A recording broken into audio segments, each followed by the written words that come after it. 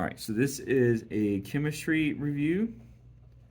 I'm going to be using an old released NCFE, North Carolina Final Exam. We do not have to do those at my school because we're a charter school, and I think the state did away with them anyway.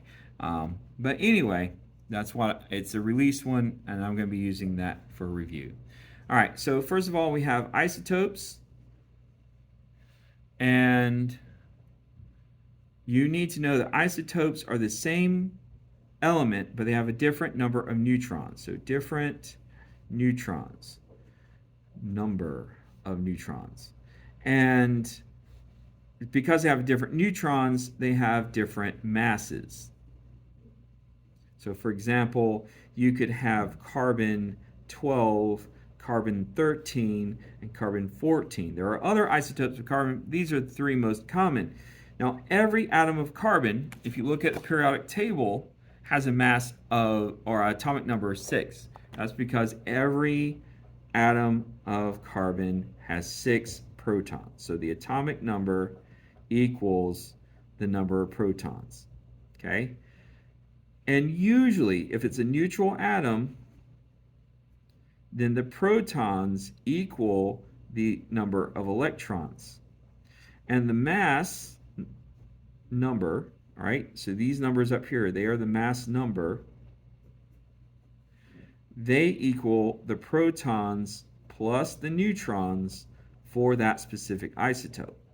Okay, so what we can do is we can say, since I know that this 12 represents protons plus neutrons, right? If I subtract the protons, which is the atomic number, then this isotope has 6 neutrons. This isotope has 7 neutrons because I'm just subtracting. And this one has 8 neutrons, all right? So neutrons or isotopes are always going to have the same atomic number, but they have different neutrons because they have different, and that causes them to have different masses. Okay. All right. So again, if we look at boron, maybe boron 13 and carbon 14. Okay. So we look at the periodic table. Boron's atomic number is 5. So that means it has 5 protons. Carbon's atomic number is 6. So if I subtract this, then I found out that boron has 13 minus 5 would be 8 neutrons. It's going to have 5 protons. And if we subtract these, we find out that we have 8 neutrons and 6 protons. All right, so it happens that these two have the same number of neutrons, and boron has 1 fewer proton. Okay, you could also do, I don't know, nitrogen 14 and oxygen. All right, so let's say oxygen 15. All right, so nitrogen's atomic number is 7 and oxygen is 8. So this has 7 neutrons and 7 protons. This has 8 protons. That's the easy part. 15 minus 8 would be 7 neutrons. So once again, I did the same number. But that's the comparison we're talking about. If we compare these two, okay, then we would say that oxygen has 1 fewer neutron and it has 2 more protons than carbon 14. Okay, so you should be able to make those comparisons. All right. Remember with the periodic table, you have the s orbitals over here, okay? You have the d block, you have the p block, the and the f block, okay? So making that where you can kind of see it all at one time. Rough sketch of the periodic table. All right, over here you have the S. This part over here is the P. The transition elements are the D, and then down here the lanthanides and actinides are the F block. Okay? And so let's say we needed to find an element like this one, technetium. Okay? So it's way down here. So that's our 1s, 2s, 2p, 3s, 3p, and then we'd have 4s, 3d, because the D block is 1 behind, the F block is 2 behind. All right, so this is going to be 3d, and then 4p, and then you're going to have 5s, 4d, 4d1, 4d2, 4d3, 4d4, 4d5. Okay, so again, you'd have the 1s2, that's these two. Okay, that's period 1. And then you would have 2s2 and 2p6, that's period 2. And then you're going to have 3s2 and 3p6.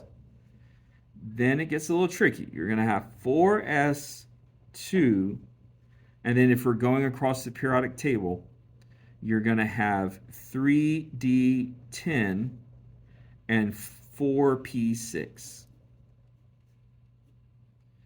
And then you're going to have 5s2, 4d5. Okay, and that'll be technetium. Now, here's the thing. So that's how you write the configuration, all right? If you wanted to know the valence electrons for this, that would be the valence electrons, the highest level S and P. Now, one thing to keep in mind is you've got to have everything. Now, I suppose you might write this as 4s2, 4p6, and then maybe 3d10. You might write it something like that. But you've got to have the parts. If you go from like 3s2, 4p6, that's going to be wrong. If you go 3s2, 5s2, that's wrong. Okay, because you skip the 4s and the 4p6. Okay. Remember on the periodic table, everything in group 1 has 1 valence electron. Everything in group 2 has 2. Now we're going to skip the transition elements because they do various different things. Everything in group 13 has 3 valence.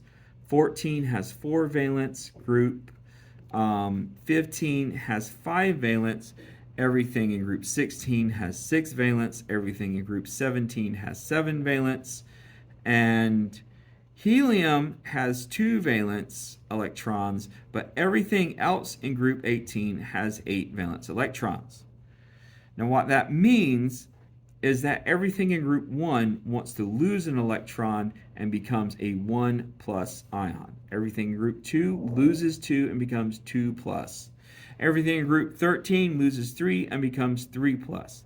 Everything in group 14 loses 4 and becomes 4 plus. Now at this point, when you get to group 15, it's easier to gain 3 than lose 5. So it's going to gain 3 and become 3 minus.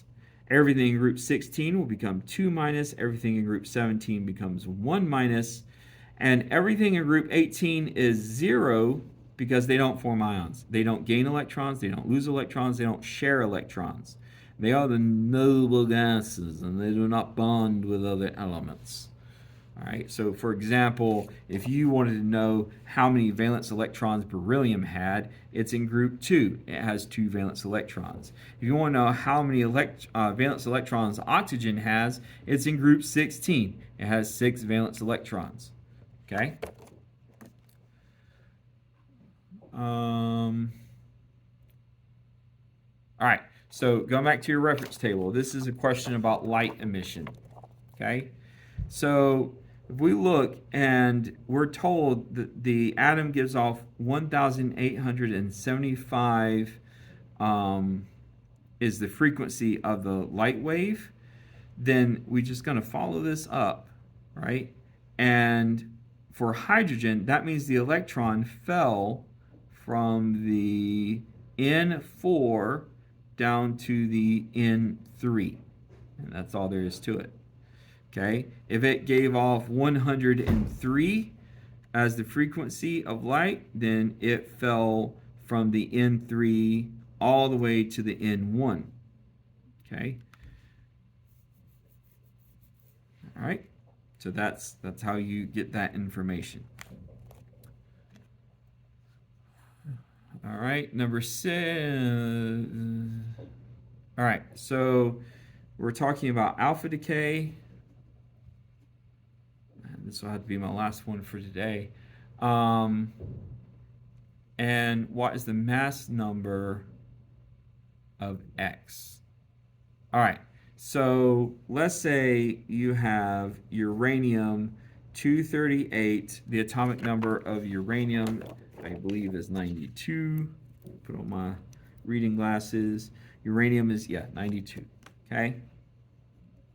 Now, let's say this uranium isotope gives off an alpha particle. An alpha particle is basically a helium nucleus. It has 2 protons and 2 neutrons.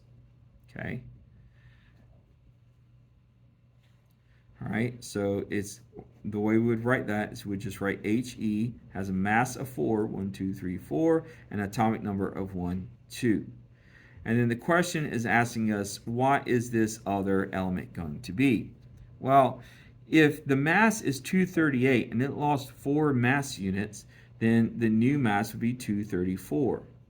Okay? And if the atomic number is 2 and it lost 2 protons, then the new atomic number would be 90. So then we look at the periodic table, and that would be thorium. Okay? Which is TH. Okay? That's all there is to that. The atomic number went down by 2 because it lost 2 protons. The mass went down by 4 because it lost 2 protons and 2 neutrons. Okay? And I'll see you in the next video.